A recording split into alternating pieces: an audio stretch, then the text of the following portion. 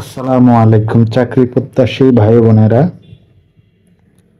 আজ আপনাদের জন্য নিয়ে এসেছি গত 14 মে 2025 তারিখে প্রকাশিত বাংলাদেশ পল্লী বিদ্যুতায়ন বোর্ডের একটি নিয়োগ বিজ্ঞপ্তি নিয়ে। এই মেগা বিজ্ঞপ্তিটিতে 2150টি পদে নিয়োগ দেয়া হবে। আবেদন শুরু হয়েছে গত 20 মে 2025 তারিখ হতে, যা আগামী 2 জুন 2025 তারিখ পর্যন্ত চলমান থাকবে। আবেদনের যোগ্যতা, কি কি পদ রয়েছে এবং কিভাবে অ্যাপ্লিকেশন করতে হয় বিস্তারিত এই ভিডিওতে দেখাবো। আশা করি ভিডিওটি শেষ পর্যন্ত দেখবেন। তো চলুন শুরু করা যাক। বাংলাদেশ পল্লী বিদ্যুতায়ন বোর্ডের আওতাধীন পল্লী বিদ্যুৎ সমিতি সমূহে নিম্নবর্ণিত পদসমূহে লোকবল নিয়োগ প্রদান এবং প্যানেল তৈরির নিমিত্তে বাংলাদেশের স্থায়ী অস্থায়ী নাগরিকদের নিকট হতে নিম্নোক্ত যোগ্যতা সম্পন্ন প্রার্থীদের আবেদন আহ্বান করা হয়েছে। নিয়োগ বিজ্ঞপ্তির বিস্তারিত পাবেন BREBHR এর টেলিটক.com ওয়েবসাইটের মাধ্যমে। এই বিজ্ঞপ্তিটিতে মোট 2টি পদ রয়েছে। প্রথম পদটি হচ্ছে বিলিং সহকারী অন প্রবেশন, এটি মহিলাদের জন্য সংরক্ষিত। চাকরির ধরন হচ্ছে স্থায়ী। এখানে পদের সংখ্যা 690টি, যা কম বেশি হতে পারে। বয়স সীমা হচ্ছে 2/6/2025 খ্রিস্টাব্দ তারিখে 18 হতে 32 বছরের মধ্যে। শিক্ষাগত যোগ্যতা HSC সমমান পরীক্ষায় GPA 5-এর মধ্যে 3 সহ উত্তীর্ণ। প্রার্থীর গাণিতিক বিষয়ে ভালো জ্ঞান সহ কম্পিউটার এবং দাপ্তরিক যন্ত্রপাতি পরিচালনায় দক্ষতা থাকতে হবে, অর্থাৎ কম্পিউটার এবং অন্যান্য অফিসিয়াল কাজে যাদের অভিজ্ঞতা আছে তারা আবেদন করতে পারবেন। প্রার্থীকে বাংলায় প্রতি মিনিটে ন্যূনতম 10টি এবং ইংরেজিতে প্রতি মিনিটে 30টি শব্দ কম্পিউটারে টাইপ করতে হবে। সেক্ষেত্রে আপনারা ভালোভাবে টাইপিংটা শিখে নেবেন। বিভিন্ন অনলাইনে টাইপিং টেস্ট দেওয়া যায়, ওখান থেকে টেস্ট ওইসব অনলাইন মিডিয়ার মাধ্যমে টাইপিংটা প্র্যাকটিস করতে পারেন।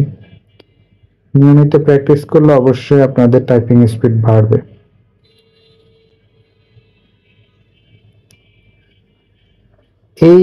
এই পদে অন প্রবেশনকালীন নির্ধারিত বেতন হবে 18,300 টাকা এবং অন্যান্য ভাতা এবং সুবিধা দিয়ে। অন প্রবেশনের মেয়াদ শেষ হলে নীতিমালা মোতাবেক নিয়মিত যখন হবেন তখন আপনাদের বেতন কাঠামো হবে 2016 সালের পল্লী বিদ্যুৎ সমিতির বেতন কাঠামো 2016 সাল অনুসারে 19,220 টাকা।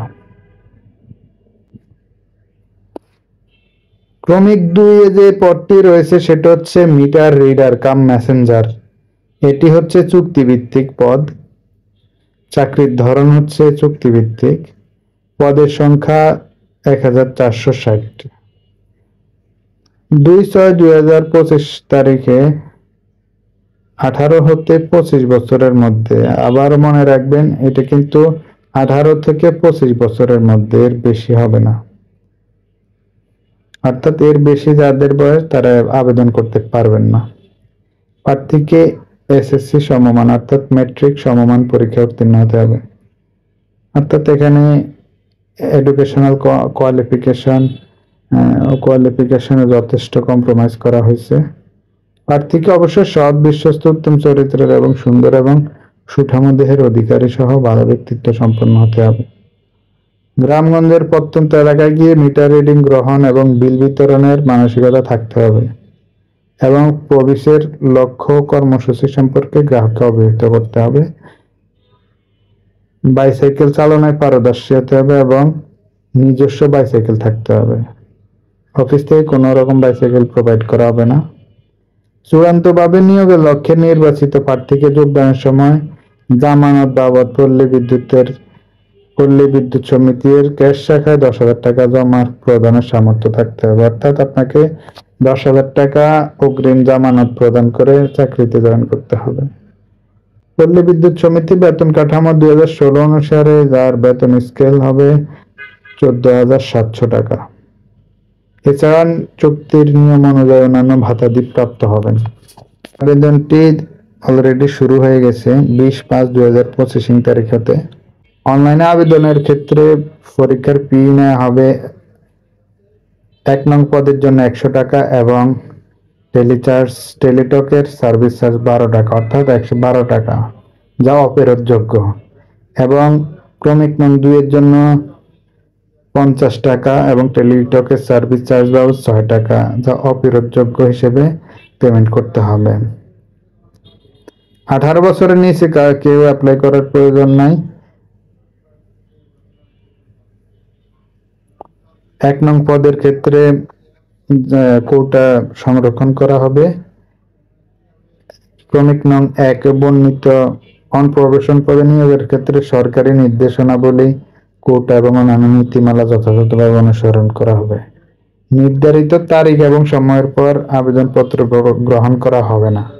সরকারি, আধা সরকারি, স্বায়ত্তশাসিত সংস্থা, প্রকল্প খাত, পল্লী বিদ্যুৎ সমিতিতে কর্মরত প্রার্থীকে অফিসিয়ালি আবেদন করতে হবে, অর্থাৎ যথাযথ কর্তৃপক্ষের অনুমোদন নিয়ে।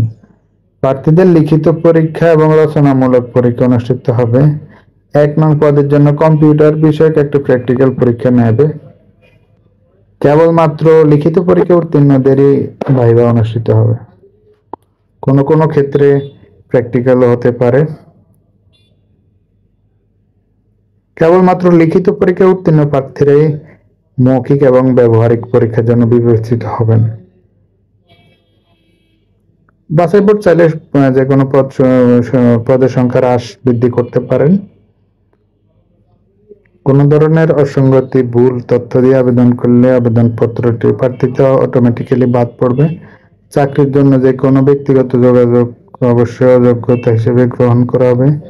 বাংলাদেশের নাগরিক নন এরকম লোক অ্যাপ্লাই করতে পারবেন না।